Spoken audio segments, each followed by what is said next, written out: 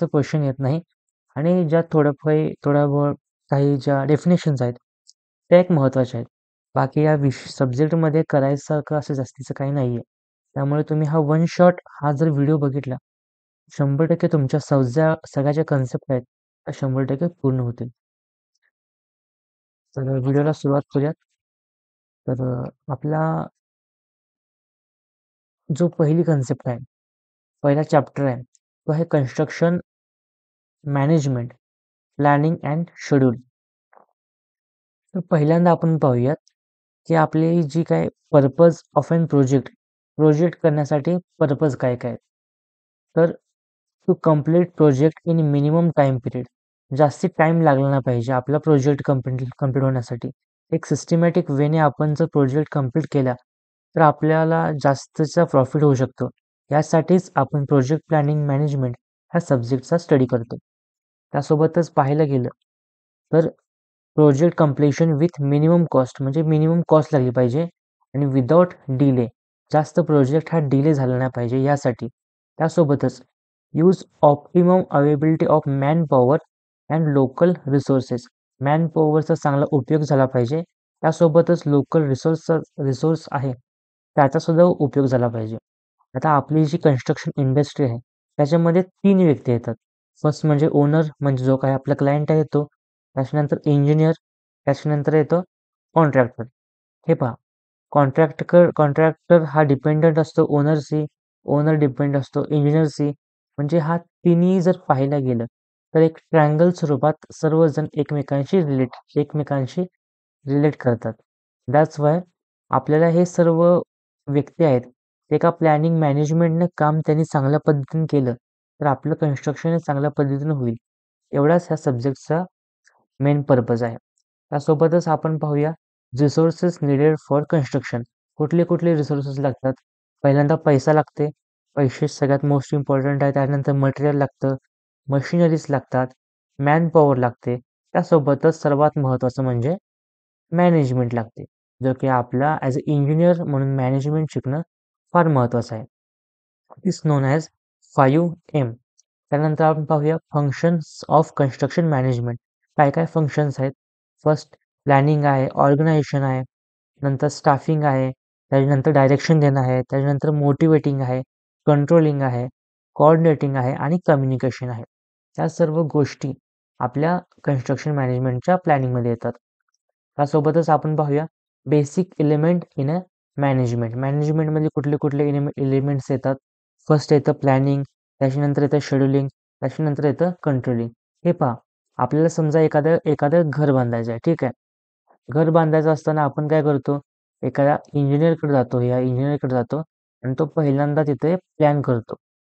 Plan केल्यानंतर तो plan actually ग्राउंडवरती कधी आणायचा यासाठी आपण एक शेड्यूल करतो.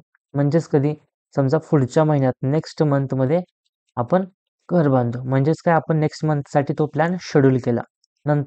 त्याच्यानंतर ॲक्च्युअली वर्कर येतात आणि ते घर बांधायला सुरू करतात. तर मग त्या वर्करला कंट्रोल करून चांगल्या पद्धतीने घर बांधणं म्हणजेच काय, तर कंट्रोलिंग. त्या तिन्ही पार्ट आपल्या प्रोजेक्ट मॅनेजमेंटमध्ये येतात. कळतंय? त्याच्यानंतर पुढच्या कन्सेप्टवरती जाऊयात. हे पहा, आता प्लॅनिंग म्हणजे काय तुम्हाला आत्ताच सांगितलं. Classification of controlling planning. आता प्लॅनिंगचे टाईप्स काय काय आहेत. फर्स्ट ओनर प्लॅनिंग आहे, त्याच्यानंतर कॉन्ट्रॅक्टर प्लॅनिंग आहे. ओनर प्लॅनिंगमध्ये काय काय येतं, तर प्री टेंडर प्लॅनिंग, त्याच्यानंतर येतं पोस्ट टेंडर प्लॅनिंग. आणि कॉन्ट्रॅक्टर प्लॅनिंगमध्ये काय काय येतं, तर प्री कॉन्ट्रॅक्ट प्लॅनिंग आणि पोस्ट कॉन्ट्रॅक्ट प्लॅनिंग, एवढं सगळं येतं. त्याच्यानंतर दुसरा महत्त्वाचा मुद्दा शेड्युलिंग.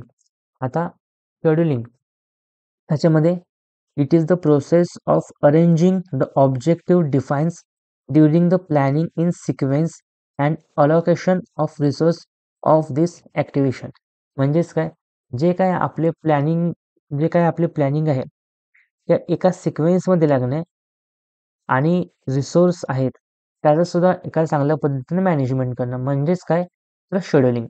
तर ॲडव्हान्टेजेस ऑफ शेड्युलिंग काय काय येतं, तर construction scheduling gives information regarding the quality of an work. वर्कची क्वालिटी कळते, त्यासोबतच labour, machinery, equipment etcetera required a particular period त्याची सुद्धा मॅनेजमेंट होते. त्यासोबतच दुसरा महत्त्वाचा मुद्दा म्हणजे to progress of the work and expenditure can be checked and adjusted. तिसरा मुद्दा, the project can be completely systematically and effectively. Project हा इफेक्टिव्हली कंट्रोल होतो. त्यासोबतच चौथा मुद्दा, to work progress can be a well maintain and evaluated. पाचवा मुद्दा, it prevents undue delay and expansion of time. म्हणजेच काय, प्रोजेक्टला जास्त डिले होत नाही. समजा 30 दिवसात आपण एखादं घर बांधायचं ठरवलं, तर 30 दिवसातच घर बांधून होतं. 30 पेक्षा जास्त म्हणजे 2 महिने वगैरे लागणार नाहीत, जास्त कालावधी जाणार नाही. अशा पद्धतीचं आपण सिस्टमॅटिक मॅनेजमेंट करतो. नंतर क्लासिफिकेशन ऑफ शेड्युलिंग.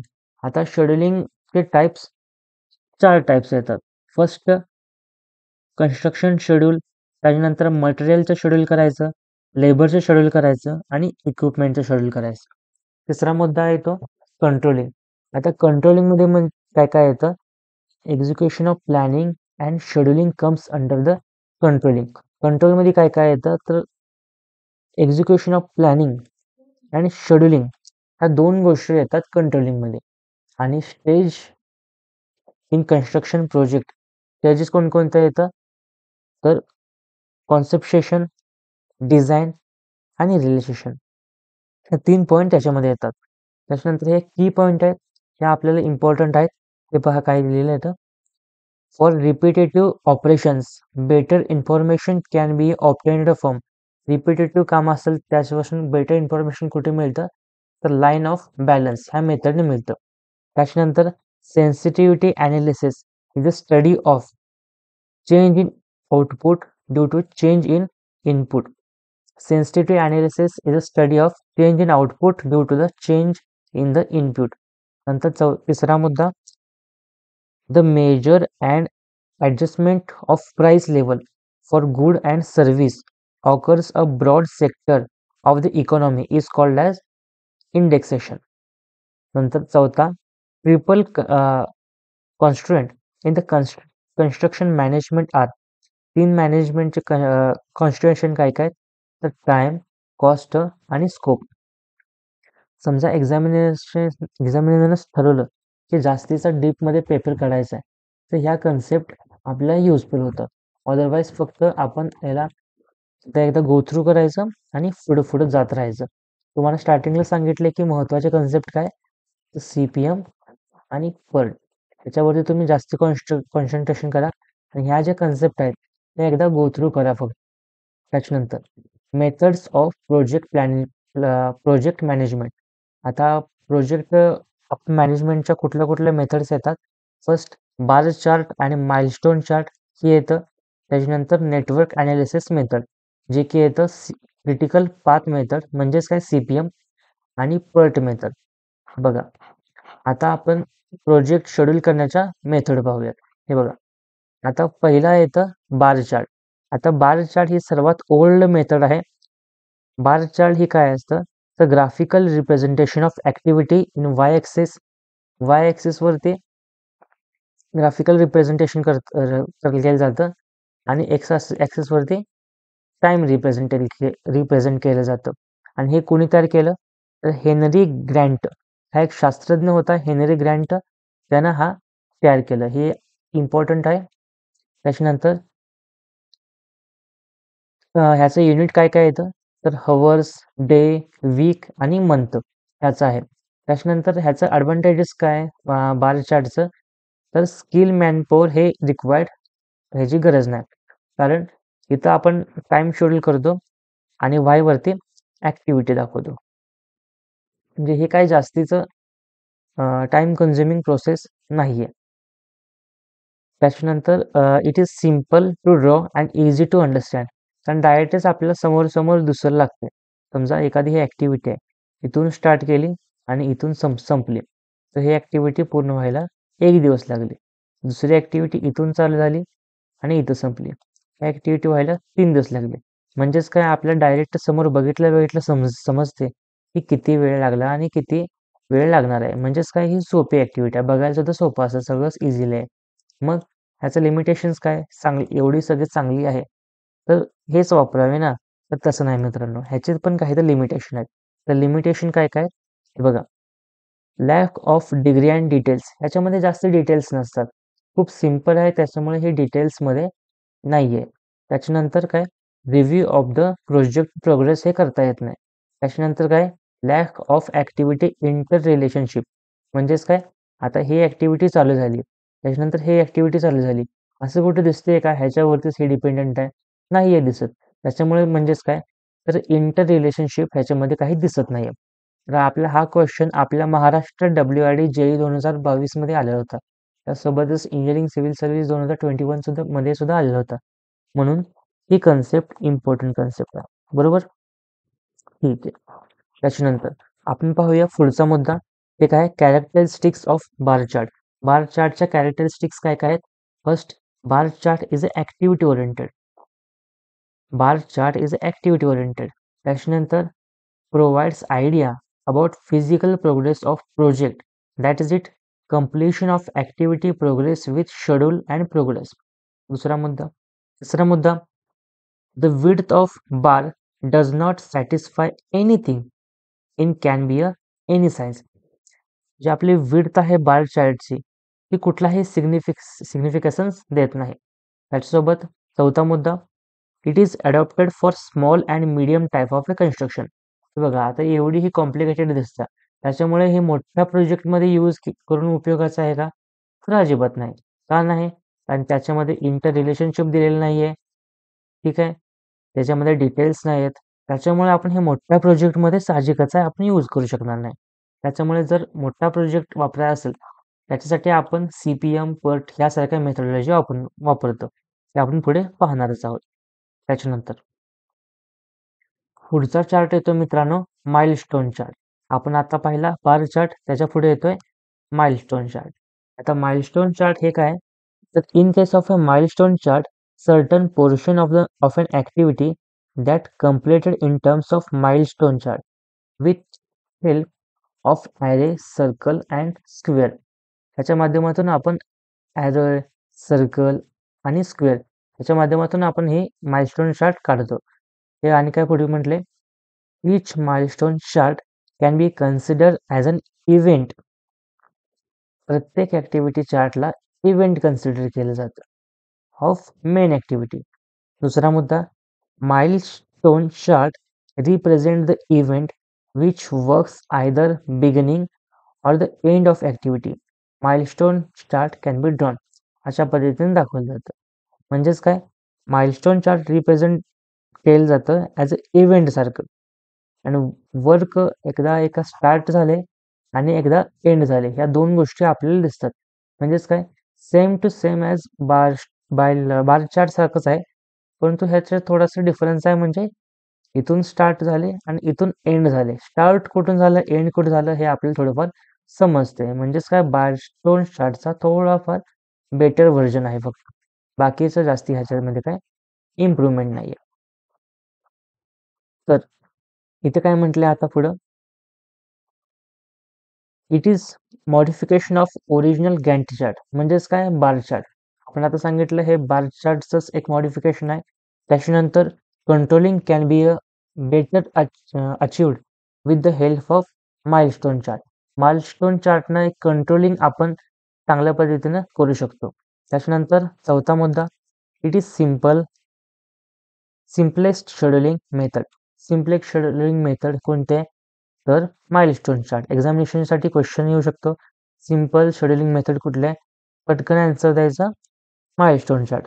त्याच्यानंतर चौथा मुद्दा, it is suitable for small project. आता बार चार्ट पण स्मॉल प्रोजेक्ट आणि माइलस्टोन सुद्धा स्मॉल प्रोजेक्ट. त्याच्यानंतर ह्याचे की फीचर्स काय, तर डिस्प्ले ॲक्टिव्हिटी अगेन्स्ट टाइम, हा एक चांगला मुद्दा आहे याचा. त्याच्यानंतर lines represent during of single activity with a preset start and stop milestone. त्याच्यानंतर open triangle indicate milestone planet. चौथा मुद्दा, close triangle indicate milestone completed. हे बघा, एखादी ऍक्टिव्हिटी आपण अशी ओपन दाखवली म्हणजेच काय, open triangle indicate milestone planned. आपण ही ऍक्टिव्हिटी प्लॅन केली आहे, अशी ऍक्टिव्हिटी प्लॅन केली आहे. त्याच्यानंतर close triangle indicate milestone complete.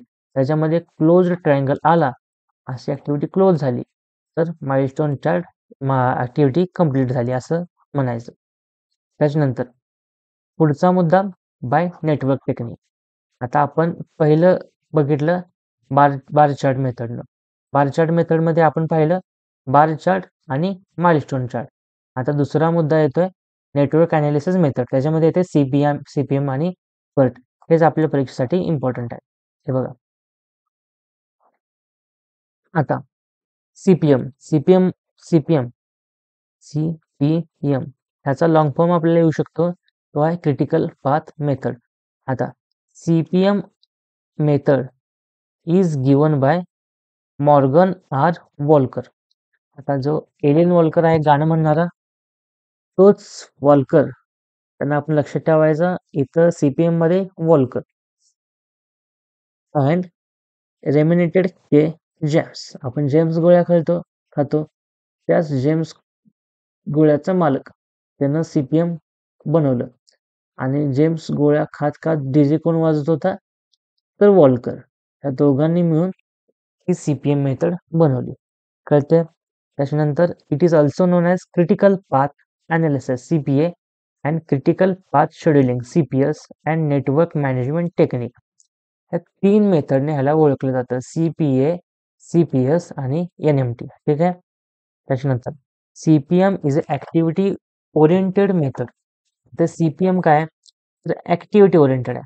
CPM आता इथे लिहितो, सीपीएम काय आहे, तर ऍक्टिव्हिटी ओरिएंटेड आहे. पुढं पर्ट येईल, ती इव्हेंट ओरिएंटेड आहे. हा इम्पॉर्टंट क्वेश्चन आहे परीक्षेला, ॲज इट इज येतो. CPM is a activity oriented, PERT आहे ते इव्हेंट ओरिएंटेड. त्याच्यानंतर critical path method is used for civil construction area, while PERT is research and development work. CPM काय, एक इझी मेथड आहे आणि ती काय, समजा एखादं आपण कन्स्ट्रक्शन केलं, त्या कन्स्ट्रक्शन करायला आपल्याला माहिती आहे साधारण 1 मंथ लागेल. परंतु एखाद्या मोठा एक टॉवर आहे, असा मोठा एक टॉवर आहे आणि ते टॉवर एकदम एका वाळवंट प्रदेशात बनले. त्यामुळे वाळवंटात प्रदेशामध्ये बनताना साहजिकच आहे, भरपूर अशा ॲटमॉस्फेरिक वेदर येऊ शकतं, क्लायमॅटिक कंडिशन येऊ शकतं. त्याच्यामुळे निश्चित आपल्याला माहीत नाही की किती वेळ लागेल. त्यामुळे ही एक कशी कोणती मेथड आहे, तर ही एक रिसर्च मेथड आहे. भरपूर रिसर्च करायला लागेल आपल्याला आणि मगच आपल्याला समजेल की ॲक्टिव्हिटी कधी होणार आहे. म्हणजेच अशा ॲक्टिव्हिटी व्हायला, त्या ॲक्टिव्हिटीचं प्लॅनिंग करायला आपण पर्ट मेथडचा वापर करतो, रिसर्च करून. ठीक आहे, कळतंय दोन्हीचा डिफरन्स, सीपीएम म्हणजे काय आणि पर्ट म्हणजे काय. पुढे पुढे वळूयात आपण. हा, program evolution and review technique. आता सांगितलं आपण program revolution and review technique ही इव्हेंट ओरिएंटेड आहे. त्याच्यानंतर पुढे बघूयात element of network. PERT chart are used to plan tasks within a project and making easier to schedule and corresponding team members. ठीक आहे, कळते. त्याच्यानंतर एलिमेंट ऑफ नेटवर्क टेक्नॉलॉजी. आता एलिमेंट काय काय आहेत हे बघा. पहिले ऍक्टिव्हिटी. आता ऍक्टिव्हिटी म्हणजे काय, तर actual performance of the task is called as activity. एखादे समजा आपण एखादं घर डिझाईन करतो, एखादं आपण घर डिझाईन करतो, हे असं एक घर आहे मित्रांनो. आता घर डिझाईन करताना आपण पहिला काय करतोय, तर फाउंडेशन करतोय, राईट. त्याच्यानंतर काय करतोय, फाउंडेशन फिलिंग करतोय. त्याच्यानंतर काय करतोय आपण, फाउंडेशनमध्ये आपण काही तर बार ॲड करतोय, फाउंडेशन फिलिंग करतोय, त्याच्यानंतर पी-सी-सी करतोय, सी-सी करतोय. ह्या सर्व गोष्टी कंटिन्यू होत जाते. लास्टला ब्रिक वर्क, परत स्लॅब, अशा गोष्टी ह्या कंटिन्यू होत राहतात. तेच आपण आपल्या चार्टमध्ये ॲड करत जातोय. इथं आपला टाइम आहे. ही आपली ॲक्टिव्हिटी आहे. आता पहिल्या आठवड्यात इथून इथंपर्यंत टाइम लागला. फर्स्ट वीक, इथं फर्स्ट वीक आहे, इथं सेकंड, इथं थर्ड, इथं फोर्थ, इथं फिफ्थ. आता पहिला काय केलं आपण? फाउंडेशन केलं. फाउंडेशन नंतर पुढचा part foundation filling. Foundation filling झाल्यानंतर पुढचा पार्ट पी-सी-सी केलं. त्याच्या पुढं असं कंटिन्यू आपण कन्स्ट्रक्शन करत गेलो. अशा पद्धतीचं कन्स्ट्रक्शनला आपण पर्ट मेथड सी कंट्रोलिंग मेथड म्हणतो. म्हणजेच काय, आपलं हे डिझाईन आता जे केलं CPMचं, तर हे ह्याच्यामध्ये येतं. तर समजा आपण एखादं फाउंडेशनचं ब्रिक फाउंडेशन कन्स्ट्रक्शन केलं, तर फाउंडेशन कडनं ही एक झाली ॲक्टिव्हिटी झाली, आणि ॲक्टिव्हिटी कंप्लीट व्हायला टाइम लागला first week to second week. कळते? पुढे बघूयात आपण. आता type of activity: serial activity and parallel activity. Serial activity म्हणजे काय? Serial activity started only after the completion of another activity. आपण आता सिरीज पाहिली. पहिला फाउंडेशन झालं, त्याच्यानंतर पुढचं पार्ट, ब्रिक, स्लॅब, असं कंटिन्यू ॲक्टिव्हिटी होत राहते. त्याला म्हणायचं सिरीज ॲक्टिव्हिटी. पॅरलल ॲक्टिव्हिटी: तर पॅरलल ॲक्टिव्हिटी म्हणजे काय? दिस ॲक्टिव्हिटी कोलॅड सायमल्टेनियसली. सायमल्टेनियसली आपण एखादी ॲक्टिव्हिटी परफॉर्म करू शकतो. आता सायमल्टेनियसली कुठली ॲक्टिव्हिटी परफॉर्म करू शकतो? हे बघा, समजा आता आपल्या घराचं फरशीचं काम चालू आहे, बरोबर? फरशीचं काम चालू आहे. त्यासोबतच आपण ठरवलं की आपल्या घराच्या साईडला आपण गार्डन सुद्धा करू. म्हणजेच काय, घराच्या आतमध्ये इथं फरशी घालायचं काम चालू होईल असं आतमध्ये, आणि जी काय बाउंड्री आहे घराच्या बाहेर, तिथं आपण असे झाडं लावायला चालू करूयात. म्हणजे ह्या दोन्ही ॲक्टिव्हिटी आपण एकसंगत करू शकतोय, बरोबर? त्या दोन्हीचं इंटर रिलेशन काय आहे का? समजा आत बाहेर फरशी चालू आहे, त्याच्यामुळे आतल्या सॉरी बाहेर आपण गार्डन तयार करतोय. गार्डन तयार करत असताना आतल्या फरशीवरती काही इफेक्ट होतोय का? तर अजिबात नाही. दोन्ही ॲक्टिव्हिटीज एकसंगत चालू होऊ शकतात. त्याला म्हणायचं पॅरलल ॲक्टिव्हिटी. दिस ॲक्टिव्हिटी कॅरीड सायमल्टेनियसली. एकाच टायमाला दोन ॲक्टिव्हिटी आपण सायमल्टेनियसली चालू ठेवू शकतो. त्याच्यानंतर पुढचा डमी ॲक्टिव्हिटी. डमी ॲक्टिव्हिटी म्हणजे अशी ॲक्टिव्हिटी ज्याच्यात काहीच अर्थ नाही, फक्त मोकळी ॲक्टिव्हिटी असते. बघा इथे काय लिहिलंय? And imaginary activity which does not content any resource and time. याच्यामध्ये रिसोर्स पण नसते आणि टाइमही नसते. त्याला म्हणायचं डमी ॲक्टिव्हिटी. आपल्या परीक्षेला ही इम्पॉर्टंट ॲक्टिव्हिटी आहे. ॲज इट इज डमी ॲक्टिव्हिटीवरती आपल्या परीक्षेला क्वेश्चन येतो की डमी ॲक्टिव्हिटी काय आहे. ठीक आहे. त्याच्यानंतर it is used to connection between event in order to maintain a logic in the network. फक्त आपल्या नेटवर्क मध्ये एखादा लॉजिक आणण्यासाठी फक्त याचा उपयोग होतो, बाकीचा काही उपयोग नाहीये. असंच ते डमी. त्याच्यानंतर इथे काय लिहिलंय? It is connecting link for control purpose and for maintaining uniqueness of an activity. Uniqueness ठेवण्यासाठी डमी ॲक्टिव्हिटी वापरतात. त्याच्यानंतर काय लिहिलंय? It is represented by dotted dotted arrow. अशी डॉटेड ॲरोने फक्त ते रिप्रेझेंट केलं जातं. आणि एक्झाम्पल्स काय काय आहेत? Install new machine. आता न्यू मशीन इन्स्टॉल करणं ही काय ॲक्टिव्हिटी आहे का? तर अजिबात नाही. त्याच्यानंतर रिमूव्ह एक्झिस्टिंग मशीन. त्याच्यानंतर wait delay of new machine. नवीन मशिनरी यायला लागल्यात, मग वेट करत बसायचं. आता वेट करत बसताना आपले काही मजदूर वगैरे आहेत, त्यांचा काय लॉस आहे का? तर अजिबात नाही. काय काय त्यांच्यावरती काही रिसोर्स खर्च होते का? तर नाहीये. असं काही वेट करायला लागते, हो वेट करायला लागते, तर आपण काय करणार? त्यांना काय तर दुसरी कामं देणार, बरोबर? म्हणजेच काय, ह्या ऍक्टिव्हिटीचा काही सुद्धा आपल्या प्रोजेक्ट मॅनेजमेंटमध्ये काही फरक पडत नाही. ठीक. त्याच्यानंतर इव्हेंट. इव्हेंट काय, event is a instant of time which makes start और completion of an activity. Event may in circular space or rectangular shape. आता आपण ही एक ऍक्टिव्हिटी कन्स्ट्रक्शन केली, म्हणजेच काय, फाउंडेशन करणं. आणि ते foundation first week to second week, first week to second week, ह्या 2 वीकमध्ये केलं. तर ह्याला काय म्हणायचं, इव्हेंट म्हणायचं. ह्या दोन्हीला इव्हेंट म्हणायचं. आणि ह्याला काय म्हणायचं, ऍक्टिव्हिटी म्हणायचं. आता सिम्पल डिफरन्स आहे त्याच्यामध्ये. त्याच्यानंतर इथे काय लिहिलंय, flow diagram. A flow diagram is a visualization of action movement with system and discussion point. त्याच्यानंतर क्रिटिकल पाथ. मित्रांनो, एक स्मॉल डिस्क्लेमर द्यायचा होता. आपल्याला ही टोटल कन्सेप्ट थोडीफार किचकट वाटू शकते, परंतु एकदा जरा ही सगळी कन्सेप्ट आपल्याला समजली तर पुन्हा वाचायची सुद्धा गरज लागणार नाही.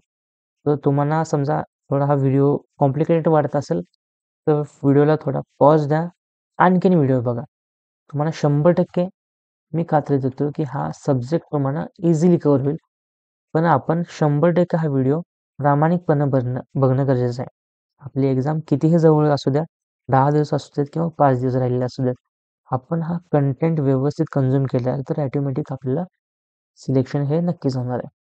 ठीक आहे, चला पुढे बघूयात. इथे काय लिहिलंय, क्रिटिकल पाथ. आता क्रिटिकल पाथ म्हणजे काय, critical path consumes maximum resources join in a critical activity. It is the longest path contain maximum time. आता आपण ऍक्टिव्हिटी ह्या कन्स्ट्रक्शन करत जातो.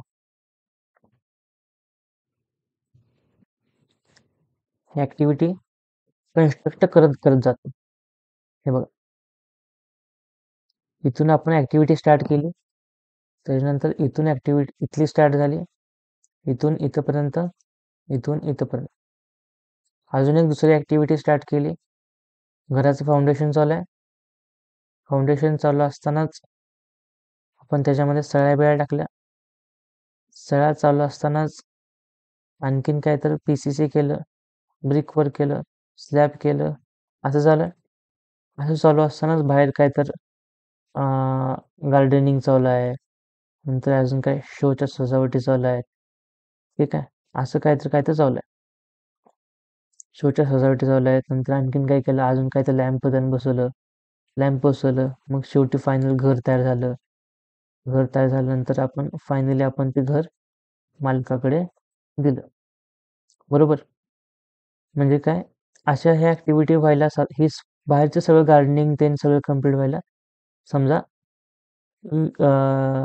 एक महिना लागत असेल, बाहेरचं गार्डनिंग ते सगळं कम्प्लीट व्हायला. परंतु आपलं जे आतलं जे मेन कन्स्ट्रक्शनचं वर्क आहे ते कम्प्लीट व्हायला साधारण 1.5 महिना लागतोय. म्हणजेच काय, क्रिटिकल पाथ म्हणजे काय, अशा ऍक्टिव्हिटीचा पाथ जे सर्वात लॉंगेस्ट मेथड आहे, सर्वात लॉंग आहे, त्याला म्हणायचं क्रिटिकल पाथ. क्रिटिकल पाथ असा पाथ जो जास्तीत जास्त लॉंगेस्ट डिस्टन्स कव्हर करते.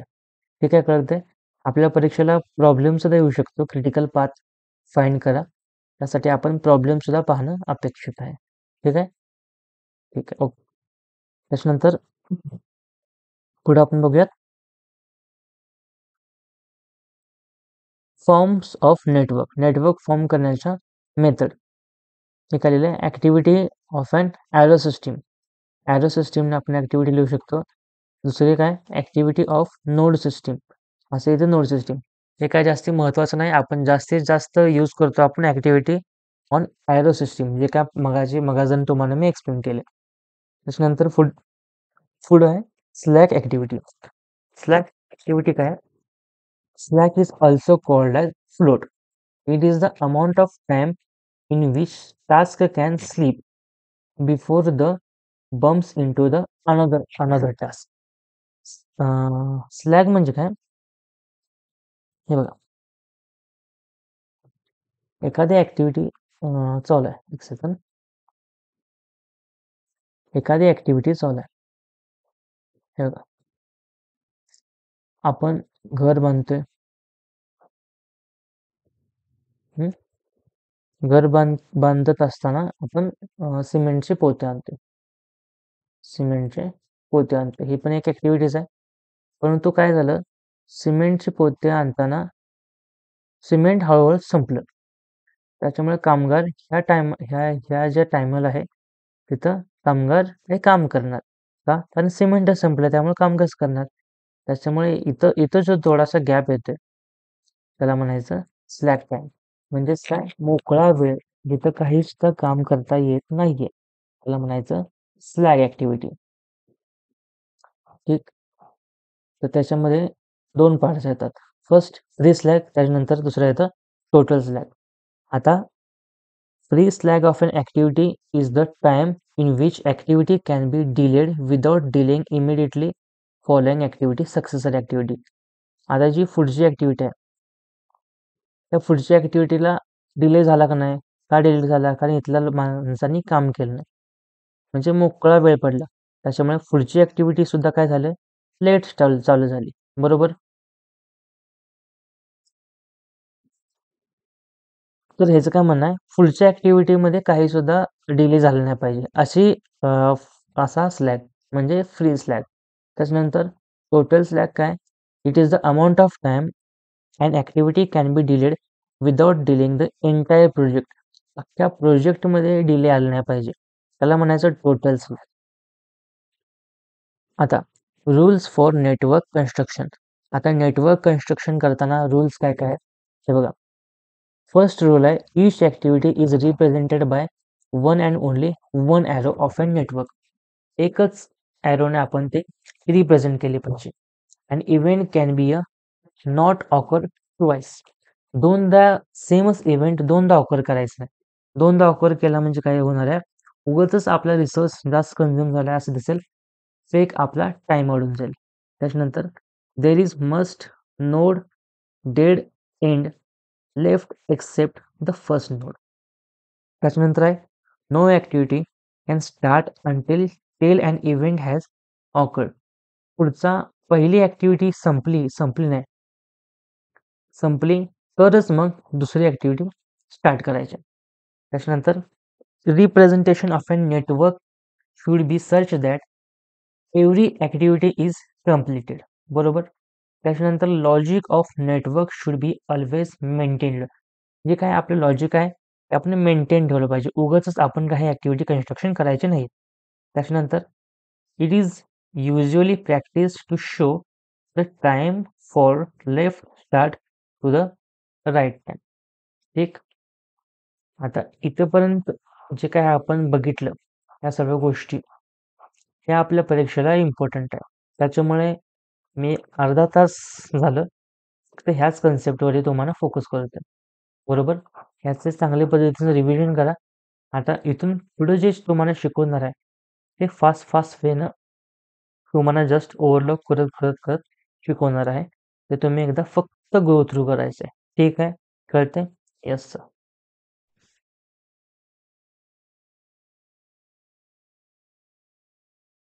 तर आपण आता पुढे बघूयात, ते काय, फल्कन्सन्स रूल. हा रूल काय म्हणतोय ते बघूया आपण. It is a network and events or node at the tail and head of an activity have an numbers for proper identification. The numbering of the various event through a program for left to right reflecting their sequential activity. आता हा आपल्या ऍक्टिव्हिटीमध्ये सिक्वेन्सने कसा येते त्याच्यासाठी आपल्याला दिलेला आहे. तर इथली प्रोसेस काय वाचण्याची गरज नाही, ते एक नॉन इम्पॉर्टंट आहे. पुढे बघूयात बेसिक ऑफ नेटवर्क डायग्राम. तर नेटवर्क डायग्राममध्ये काय काय येतं. फर्स्ट तुम्हाला सांगितलं सिक्वेन्शियल नेटवर्क, एका सिक्वेन्समध्ये आपण नेटवर्क करतो.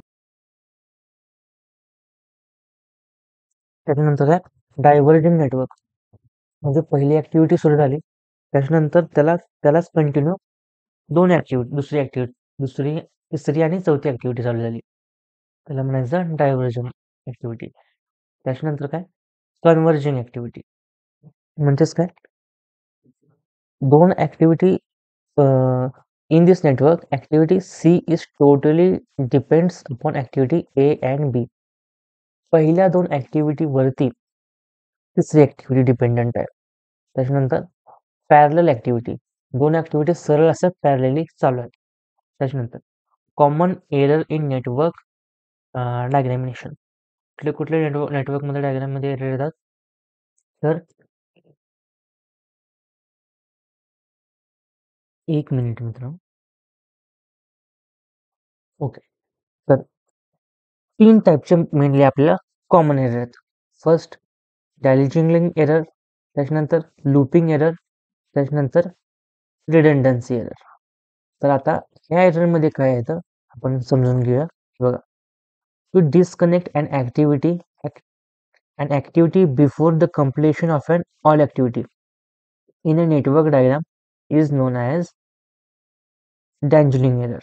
हे बघा, आता चौथी ऍक्टिव्हिटी चालू आहे, त्याच्यानंतर पाचवी झाली, पाचवी झाल्यानंतर सहावी आणि सातवी चालू झाले, परंतु त्याला चौथ्यालाच एक आठवा ऍक्टिव्हिटी असं फुटलेलं आहे आणि त्याच्या पुढे काही सुद्धा झालेलं नाही.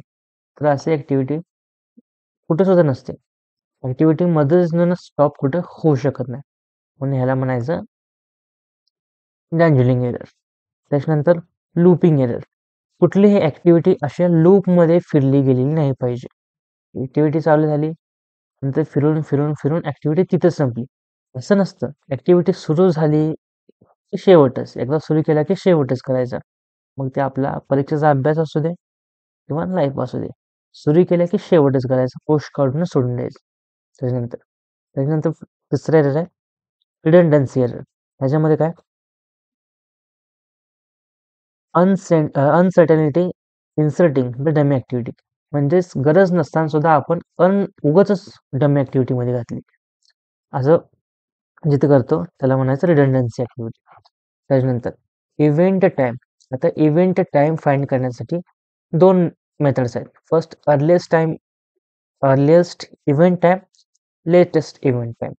लवकरात लवकर आपण ऍक्टिव्हिटी चालू केली आणि लवकरच संपवली, त्याला म्हणायचं earliest event time. Latest event time म्हणजे काय, लेटचं लेट, जितकं लेट होईल तेवढं लेट ऍक्टिव्हिटी चालू केली आणि लवकर संपवली, त्याला म्हणायचं लेटेस्ट इव्हेंट टाइम. आता अर्लिएस्ट ऍक्टिव्हिटी टाइम म्हणजे त्यामध्ये काय असतं, minimum time taken for each at every activity is known as earliest event time. Minimum time घेतला असतं, टेकन ॲज मिनिमम टाइम घेतला असतं. It is return as near the event in a square section. त्याच्यानंतर it is calculated by forward pass method. Forward pass मेथडने आपण हे calculate करतो, बरोबर. त्याच्यानंतर latest event time, the maximum time in which an event can possible being without delaying the schedule of the project. It is written at near the event in triangular section. Triangular section मध्ये आपण ते लिहितो. त्याच्यानंतर it is calculated by backside pass method. हे calculate केलं जातं by backside pass method, latest event time, आणि earliest event time calculate केलं जातं फॉरवर्ड पास मेथड, हे बॅकसाइड पास मेथड. कळते. ठीक, पुढं स्लॅग. स्लॅग मध्ये काय असतं, the time the time by which occurrence of an event can be delayed without affecting schedule of completion of project. Slack म्हणजे काय, मोकळा वेळ. असा मोकळा वेळ मध्ये शेड्यूल करायचं, त्याच्यामध्ये दिलेला कुठलाही अफेक्ट झाला नाही पाहिजे, आपल्या अख्ख्या प्रोजेक्ट मध्ये कुठलाही अफेक्ट झाला नाही पाहिजे. तर याचे तीन हे आहेत, पार्ट्स आहेत. तर पार्ट्स एकदा पाहून घ्या, हे जास्त इम्पॉर्टंट येत नाही, फक्त एकदा नजरेला घालून घ्यायचं. त्याच्यानंतर हे की पॉइंट्स आहेत, जास्ती हायरला गेलं तर हे की पॉइंट्स एकदा विचारतात, तरी आपण एकदा पाहून घेऊया. की पॉइंट्स मध्ये काय, the approaches create purveyance to learn, no practice and strive forward a high level of safety a job. The site is, त्याला काय म्हणायचं, इकॉनॉमिकल इनएक्टिव्हिटीज. इकॉनॉमिकल इनएक्टिव्हिटीज असं त्या साईडला म्हणायचं. ठीक. त्याच्यानंतर पुढे पुढे बघूयात. During the construction age, cost control of the project can be best achieved in. Cost control method कुठं बेस्ट अचीव केलं जातं, तर labour and plant and equipment याच्यामध्ये कॉस्ट कंट्रोल प्रोजेक्ट हे बेस्ट अचीव केलं जातं. कुठली मेथड, तर labour and plants and equipment method. ठीक आहे. त्याच्यानंतर the methods that measures changes in a price of input to the construction process by a mentoring separately cost of each factor is called as input indicator. ठीक आहे. त्याच्यानंतर an official letter addressed by the personal name is called as semi official letter. तर बरंच complicated ह्या concept आहेत, फक्त डोळ्या खालून घालून घ्यायचं, जास्त याच्यावरती मेहनत घ्यायची. त्याच्यानंतर start and finish time of an activity. Early start time, मग आधी सांगितलं तुम्हाला अर्ली स्टार्ट करणं.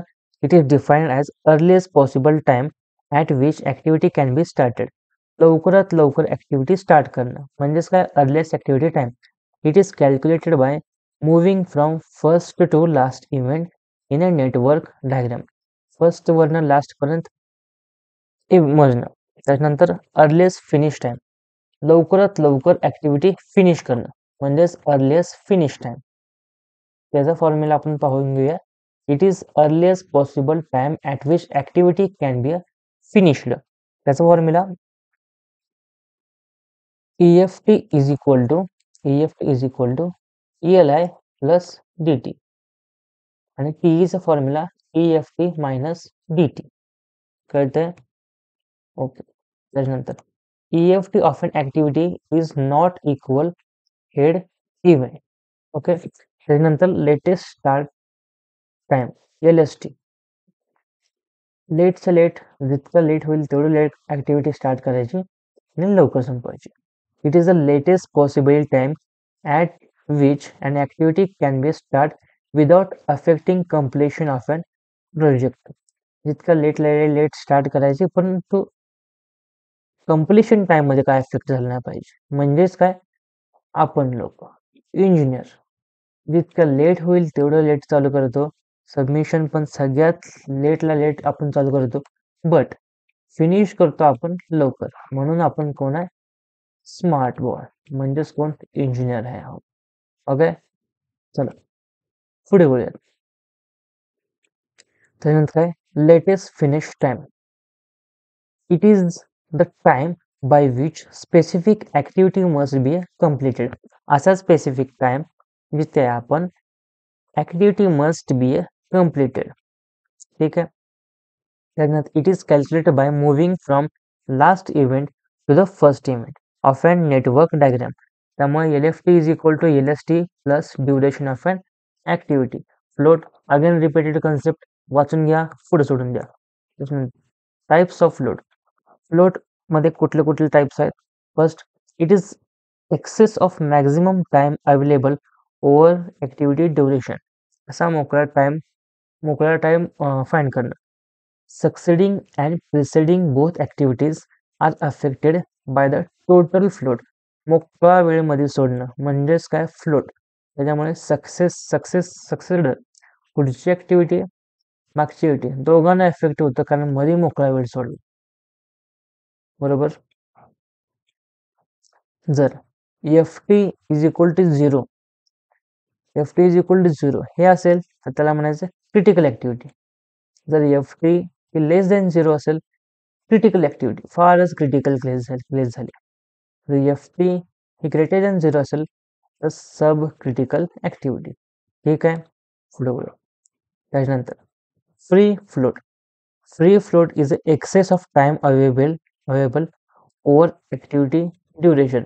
ऍक्टिव्हिटी ड्युरेशन मध्ये एक्सेस मधला अवेलेबिलिटी टाइम, ह्याला म्हणायचं free float. Only preceding activity is affected in a free float. Preceding म्हणजे काय, अगोदरच्या ऍक्टिव्हिटी मध्ये फक्त अफेक्ट होतं. दोन टर्म आहेत, हे का पाहून घ्या. प्रिसिडिंग आणि succeeding.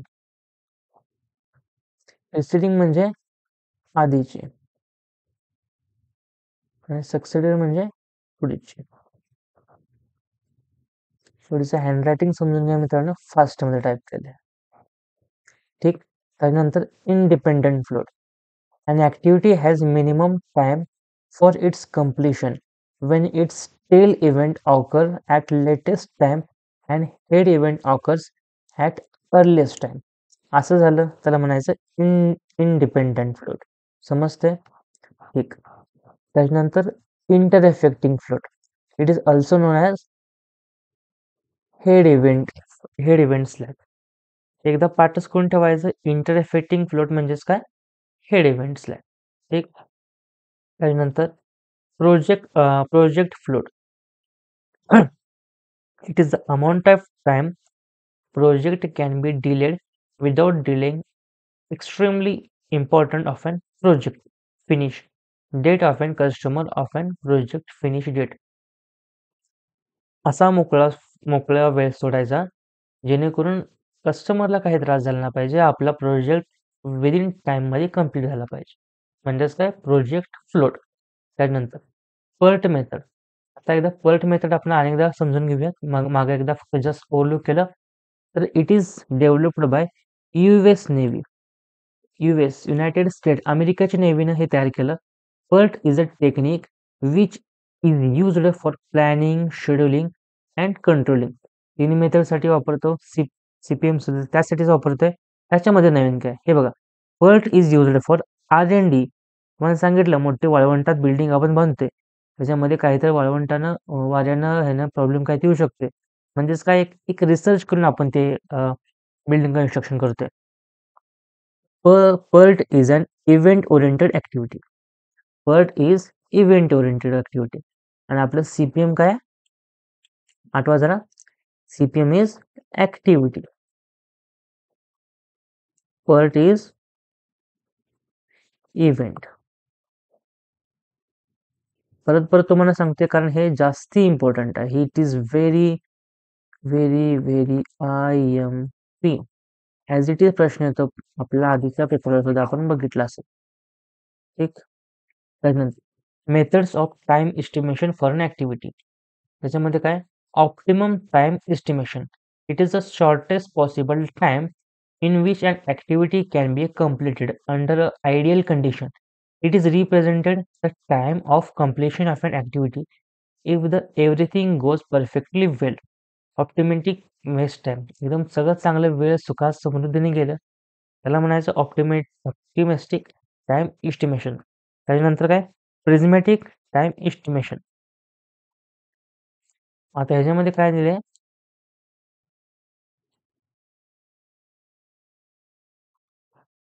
The longest estimation period within which a task is likely to be completed and used in project management activity. Does not include possible effect earthquake, flood and fires. It is donated by TP. Prismatic time. And most likely time म्हणजे काय? It is time in which activity is normally expressed, complete under a normal continuous. It is like between optimistic and pessimistic time. आता ह्या काही concept आहेत, ह्या जास्त आपल्याला important राहत नाहीत. आपल्याला इम्पॉर्टंट काय राहते? तर हा formula P is equal to T0 plus TP plus 4TM. म्हणजेच काय? आपलं ऑप्टिमिस्टिक टाइम त्याची बेरीज घ्यायची, मोस्ट लाईकली टाइमला 4ने मल्टिप्लाय करायचं. सॉरी, प्रिझमॅटिक टाइम एस्टिमेशनला 4 सॉरी मोस्ट लाईकली टाइमला मी कन्फ्यूज झालं. ऑप्टिमिस्टिक टाइम हायस्ट घ्यायचा, त्याच्यानंतर मोस्ट लाईकली टाइम त्याला 4ने मल्टिप्लाय करायचं आणि प्रिझमॅटिक टाइम त्याला TP लिहायचं, डिवाइड बाय 6 लिहायचा. हा आपला फॉर्म्युला आहे. आपल्या WRD पेपरला हा क्वेश्चन आलेला होता. त्याच्यानंतर फ्रिक्वेन्सी ड्युरेशन. आता फ्रिक्वेन्सी ड्युरेशन म्हणजे काय? To determine time estimation is quite difficult unless proper guidance is provided. If the curve is plotted between time of completion and number of activities of completed in the time, it's called as frequency duration curve. हा आहे आपला frequency duration curve. Time आणि frequency of an activity याचा जो curve आहे त्याला म्हणायचं frequency duration curve. आता property of frequency duration curve काय काय प्रॉपर्टी आहेत? Main of frequency duration may be defined by algebraic sum of time duration taken by various jobs divided by number of job. Total job आहे त्याला number of जॉबनं divide करायचं. Deviation of activity आणि variance ह्या दोन term आहेत. ह्याचा formula आपण समजून घेऊया, समजायचा आणि फक्त रिकॉल करून एकदा रट्टा मारून घ्या, कारण हा परीक्षेला येतं. आता जास्ती टाइम जो नाही आहे आपण ते समजून घेणं. त्याच्यानंतर बीटा बीटा ड्युरेशन. बीटा म्हणजे काय? TP मायनस T0 अपॉन 6 आणि व्हेरियन्स म्हणजे काय? याच बीटा ड्युरेशनचा स्क्वेअर करायचा. TP मायनस T0 अपॉन 6 याचा स्क्वेअर केला तर व्हेरियन्स येतो. त्याच्यानंतर पुढं प्रोबॅबिलिटी फॅक्टर. प्रोबॅबिलिटी फॅक्टरमध्ये झेड काय येतं? Z is equal to TS minus PE upon sigma. जर जर का P आपला जर 50 असला तर प्रोबॅबिलिटी ही 0 येतो. जर P हा 84.30 आला तर 1 येतं. जर 2 येत असेल प्रोबॅबिलिटी, झेड 97.20 येतं. जी काय आपली प्रोबॅबिलिटी आहे ती इन्व्हर्सली प्रोपोर्शनल असतं झेडला. म्हणजेच काय, जर झेड वाढत असेल प्रोबॅबिलिटी कमी कमी येत असते. ठीक आहे.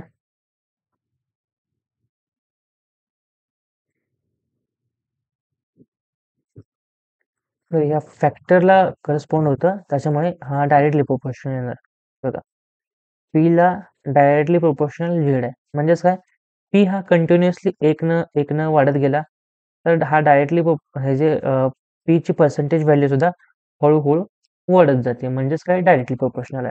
परीक्षेला क्वेश्चन आलता आपला, जर प्रोबॅबिलिटी 50 असेल पर्सेंटेज, तर प्रोबॅबिलिटी फॅक्टर म्हणजे झेड किती येत असेल तर 1 येईल. बरोबर. ठीक. त्याच्यानंतर हा डिफरन्स हा मोस्ट इम्पॉर्टंट आहे. मग जर तुम्हाला बऱ्यापैकी ओव्हरली सांगितलंच आहे सीपीएम आणि पल्टचा डिफरन्स काय. It is use to manage only. Management करण्यासाठी फक्त वापरलं जातं. It is used to manage uncertain time, not activity of an project. त्यानंतर हे काय, it is activity oriented, it is event oriented. त्याच्यानंतर it is determinating model, it is probabilistic model. It is suitable for construction project. It is suitable for project which require research and development. Research and development जिथे करतो तिथे आपण PERT method वापरतो. त्याच्यानंतर it is activities present sequence of activities. ऍक्टिव्हिटीचा sequence करण्यासाठी आपण CPM method वापरतो. It is not used any dummy activities. ह्याच्यामध्ये कुठली डमी ऍक्टिव्हिटी वगैरे काय वापरली जात नाही. पूर्णपणे शुद्ध शाकाहारी ऍक्टिव्हिटी आहे PERT मेथड, जी रिसर्चसाठी वापरली जाते. त्याच्यानंतर फोकस ऑन कॉस्ट ऑप्टिमायझेशन. कमी खर्चात काय होईल ते बघितलं जातं CPM. त्याच्यानंतर फोकस ऑन टाइम कंट्रोल. जितकं कमी वेळात होईल त्याला म्हणायचं PERT मेथड. पैसा कितीही खर्च झाला चालेल. त्याच्यानंतर वन टाइम एस्टिमेशन. एकदाच काय काय असेल ते एस्टिमेशन करायचं, परत बघायचं नाही. त्यानंतर 3 टाइम एस्टिमेशन, 3दा टाइमचं एस्टिमेशन करायचं. त्यानंतर फॉलो नॉर्मल डिस्ट्रीब्युशन करतं आणि हे करतं फॉलो बीटा डिस्ट्रीब्युशन. ठीक. त्याच्यानंतर पुढच्या मेथडकडे आपण बघूया, कॉस्ट टाइम बॅलन्सिंग प्रोजेक्ट. तर त्याच्यामध्ये 2 येतं, इनडायरेक्ट कॉस्ट आणि डायरेक्ट कॉस्ट. बघा, याची थोडीफार मेथड आहे आणि हे डायग्राम आहे. डायग्राम मधील हा कर्व जसा जसा टाइम वाढत जाईल तसं तसं कॉस्ट ही आपल्या प्रोजेक्टची कमी कमी होत जाते. म्हणायचं डायरेक्ट कॉस्ट. आणि इनडायरेक्ट कॉस्ट म्हणजे काय, it is that cost can express which cannot be completed individually for an activity but can be found with the entire project.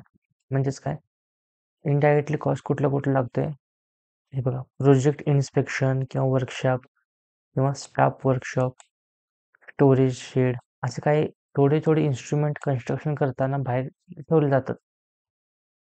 त्याला म्हणायचं इनडायरेक्टली कॉस्ट.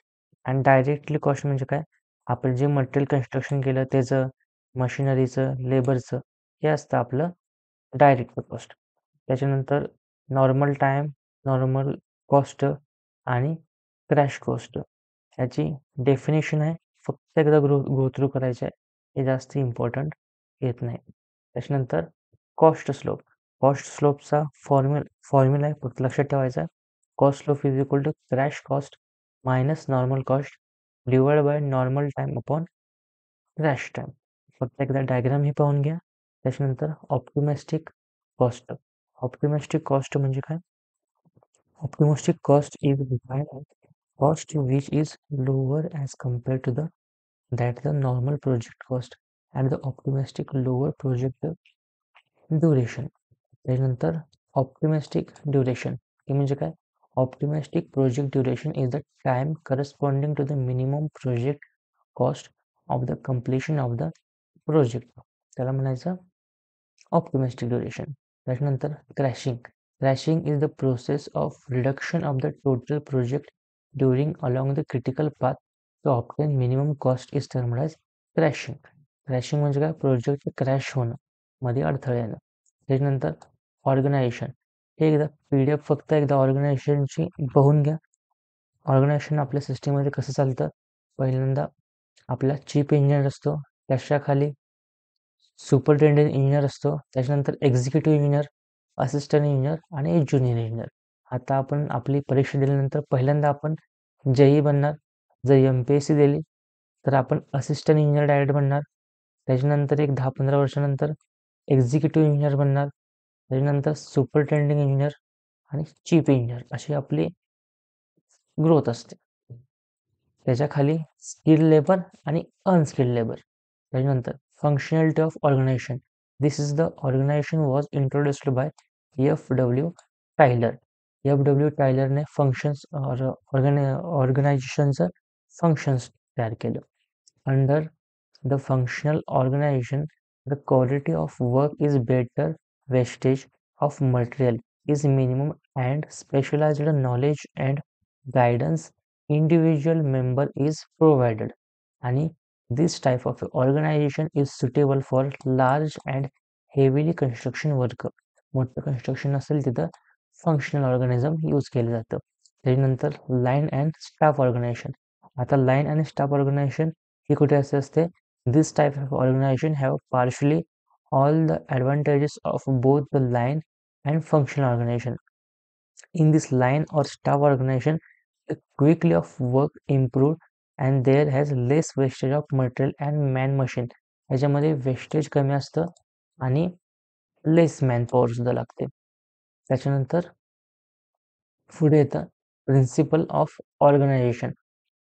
प्रिन्सिपल आपलं ऑर्गनायझेशन कुठलं आहे, तर स्पॅन अँड कंट्रोल मॅनेजमेंट ती आहे. त्याच्यानंतर युनिटी कमांड, नंतर job definition, unity assessment, designation, authority of responsibility, organisation relationship कसं ठेवायचं ऑर्गनायझेशनमध्ये, युनिटी अँड अथॉरिटी रिस्पॉन्सिबिलिटी हे असतं.